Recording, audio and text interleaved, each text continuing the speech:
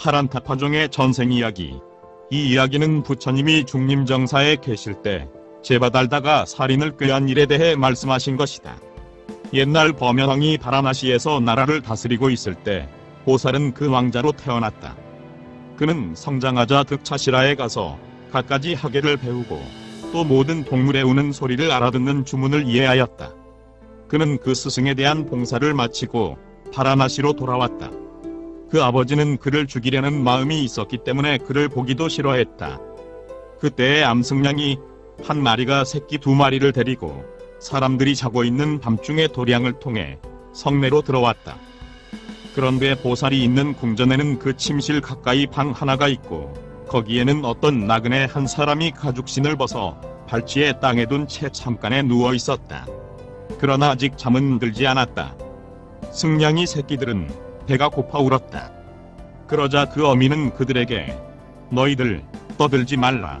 이 방에 어떤 사람이 신을 벗어 땅바닥에 두고 창간에 누웠는데 아직 잠이 들지 않았다. 이 사람이 잠이 들면 그 신을 가져와서 너희들을 먹이리라 하며 그들의 말로 말하였다. 보살은 주문의 힘으로 그 말을 알아들였기 때문에 침실에서 나와 창문을 열고 거기 있는 이는 누구냐? 대왕님, 나는 지나가는 나그네입니다. 네 신발을 어디 두었느냐? 대왕님, 저 방바닥에 있습니다. 그것을 가져다 높은 곳에 달아두어라. 이 말을 듣고 승냥이는 그 거리로 돌아갔다. 그때 술에 잔뜩 취한 어떤 사람이 물을 먹으려고 연못으로 내려가다가 잘못해 물에 빠져 숨을 쉴 수 없어 죽었다. 그런데 그는 2벌 옷을 껴입었는데 속옷 속에는 천카하바나가 있었고 손가락에는 가락지를 끼고 있었다. 그때도 그 새끼들은 배가 고프다고 울었다. 그 어미는 너희들 떠들지 말라. 이 연못에는 사람이 죽어있다. 그는 이러이러한 물건을 가졌다. 지금 그를 돌층계 위에 올려놓을 것이니 그때는 너희들에게 그 고기를 먹이리라 고 하였다. 보살은 또 이 말을 듣고 창문을 열고는 그 창에 누가 있느냐 고 물었다. 그때 어떤 사람이 일어나 대왕님, 저 올시다 고 하였다. 왕은 너는 저 연못에 가서 죽은 사람의 옷과 천카하바나와 가락지를 챙기고 그 시체가 떠오르지 않도록 물속에 깊이 잠겨두라 고 하였다. 그는 시키는 대로 하였다. 암승냥이는 또 화를 내어 전날은 내 새끼들에게 신발을 먹이지 못하게 하더니 오늘은 죽은 사람 고기를 먹이지 못하게 했다. 두고 보자. 지금부터 사흘 만에 도적의 왕이 와서 이 성을 포위할 것이다. 그때 내 아버지는 너를 싸움터로 보낼 것이다. 그리고 적군들은 네 목을 벨 것이니 나는 네 목의 피를 마시며 이 원한을 풀 것이다. 너는 내게 저기를 가지고 있다. 나는 그것을 잘 안다. 하며 보살을 위협하고 떠났다. 과연 사흘 만에 적의 왕이 와서 성을 포위하였다.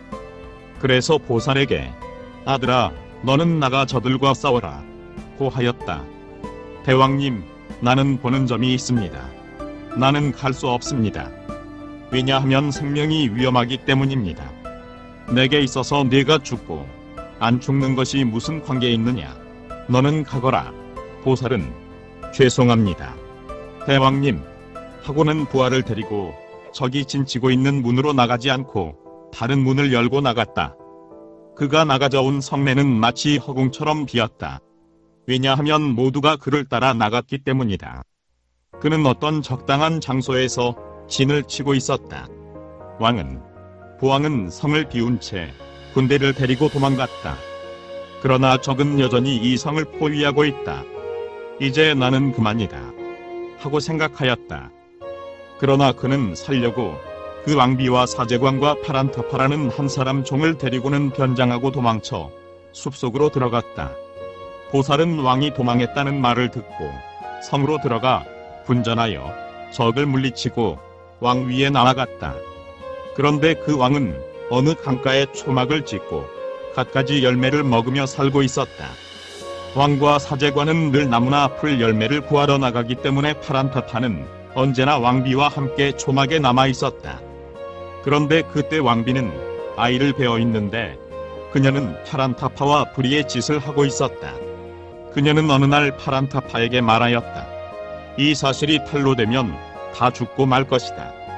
너는 왕을 죽여버려라. 어떻게 죽이리이까? 왕이 너에게 칼과 옷을 맡기고 목욕하다가 그 욕장에서 피로해 보이거든 칼로 그 목을 베고 몸은 산산조각을 내어 땅에 묻어버려라. 그는 좋다 하고 동의하였다. 어느 날 사제관은 혼자서 나무나 풀 열매를 구하기 위해 나갔다가 왕의 욕장결에 있는 나무에 올라가 열매를 따고 있었다. 왕은 목욕을 하려고 칼과 옷을 파란타파에게 말기고 강가로 왔다. 그래서 목욕하다가 피로해졌을 때 왕을 죽이려고 파란타파는 왕의 목을 잡고 칼을 번쩍 쳐들었다. 왕은 두려워서 소리쳤다. 사제관은 그 소리를 듣고 밑으로 내려다보다가 왕을 죽이려는 파란타파를 보고 두려워 떨다가 손에 잡았던 나뭇가지를 떨어뜨리고 풀던 속에 들어가 앉아 있었다. 파란타파는 그가 떨어지는 소리를 듣고는 왕을 죽여 땅속에 묻고 여기 무엇이 떨어지는 소리가 들렸다. 누가 있나 생각하고 둘러보았으나 아무것도 보이지 않았으므로 목욕하고 돌아갔다. 그가 떠난 뒤에 사제관은 앉았던 자리에서 나왔다. 그리하여 왕이 산산조각이 되어 땅속에 묻힌 것을 알고는 목욕한 뒤에 제가 죽을까 두려워하여 장님으로 가장하고 초막으로 갔다. 파란타파는 그를 보자 바라무님 어찌 된 일입니까? 고 물었다. 그는 아무것도 모르는 채 대왕님 나는 눈이 멀어 돌아왔습니다. 나는 숲속에서 독사가 많이 있는 어떤 개미들 곁에 서 있었습니다. 아마 나는 거기서 독사 콧김에 쏘인 것 같습니다. 고 말하였다. 파란타파는 저희는 나를 몰라보고 대왕님 하고 부른다. 나는 이를 도와주자 하고 바라무니여 걱정 말라. 나는 너를 돌보아 주리라 하며 그를 위로하고 갖가지 과일을 주어 만족시켰다. 그 뒤로는 파란타파가 과일을 구해왔다. 그런데 왕비는 아들을 낳았다. 그 아이가 성장한 어느 날 오전에 기분 좋게 앉아있던 왕비는 천천히 파란타파에게 말하였다. 내가 왕을 죽일 때 아무도 너를 보지 않았던가? 아무도 나를 보지 못했습니다. 그런데 나뭇가지에서 무엇이 떨어지는 소리를 들었습니다. 그것이 사람인지 다른 동물이었던지는 나는 모릅니다. 그런데 내게 어떤 무서운 일이 일어날 때에는 그것은 저 나뭇가지에서 올 것입니다. 그들은 사제관이 자고 있는 줄 알았다. 그러나 그는 자지 않고 그들의 이야기를 다 듣고 있었다. 그 뒤 어느 날 파란타파가 과일을 구하러 나간 뒤에 사제관은 그 아내를 생각하고 다음 개송을 읊었다. 멀지도 않은 곳에서 사는 아내에 대한 나의 사모는 나를 창백하게 여유게 하네. 파란타파에 대한 저 나뭇가지처럼. 그때의 왕비는 그에게 물었다. 바라무님, 당신은 무엇라고 했습니까? 나는 어떤 생각에 잠겨 있습니다. 하고 어느 날 그는 또 다음 개송을 외웠다. 아무 죄 없이 성 안에 사는 사모하는 사람은 나를 괴롭히나니 그는 나를 창백하게 여유게 하네. 파란타파에 대한 저 나를 가지처럼. 그 뒤에 그 왕자는 성장하여 16세가 되었다.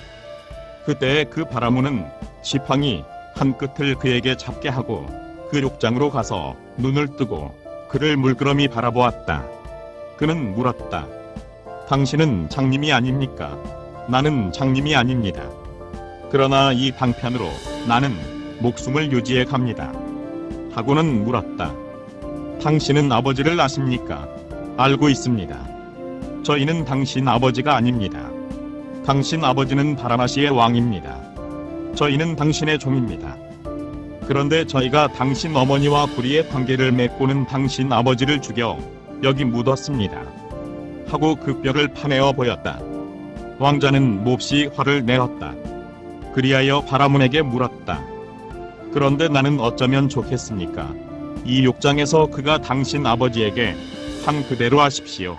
하고 그 동안의 사실을 모두 이야기하였다. 그리고 일간의 칼을 잡도록 왕자에게 일러주었다.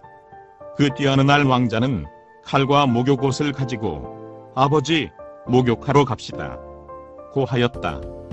파란타파는 좋다 하고 왕자와 함께 나갔다. 그가 목욕하러 강가로 내려갔을 때 왕자는 오른손에 칼을 잡고 왼손으로 그 머리채를 쥐고는 너는 이 욕장에서 목덜미를 잡힌 채 살려달라 외치는 우리 아버지를 죽였다. 나는 지금 네가 한 그대로 하리라 고 하였다. 그는 죽음의 두려움에 떨면서 다음 개송을 읊었다. 이제 왔구나 그 나뭇가지 소리. 나는 지나간 일 다 말할 수 없나니 그러나 나뭇가지 흔든 그 사람 너에게 모든 일 다 말했구나. 이제야말로 이렇게 왔구나. 실로 그 나뭇가지 흔들던 그것 사람이었던가 짐승이었던가. 어리석은 나는 생각했나니 그때 왕자는 다음 개송으로 답하였다. 너는 이런 줄 다 알았던가.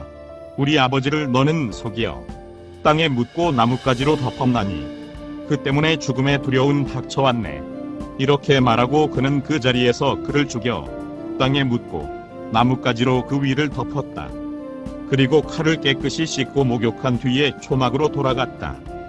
그리하여 사제감에게 그를 죽인 사실을 말하고 그 어머니를 꾸짖은 뒤에 그들 세 사람은 바라나시로 갔다. 보살은 나이 젊은 그 아우에게 보왕의 지위를 주고는 보시 등 깨끗한 업을 닦아 죽어서는 천상에 났다.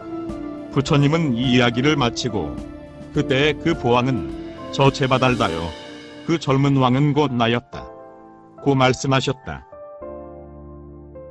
구독과 좋아요를 클릭해 주시면 불교 전파 및 불경 보급 사업에 많은 도움이 됩니다.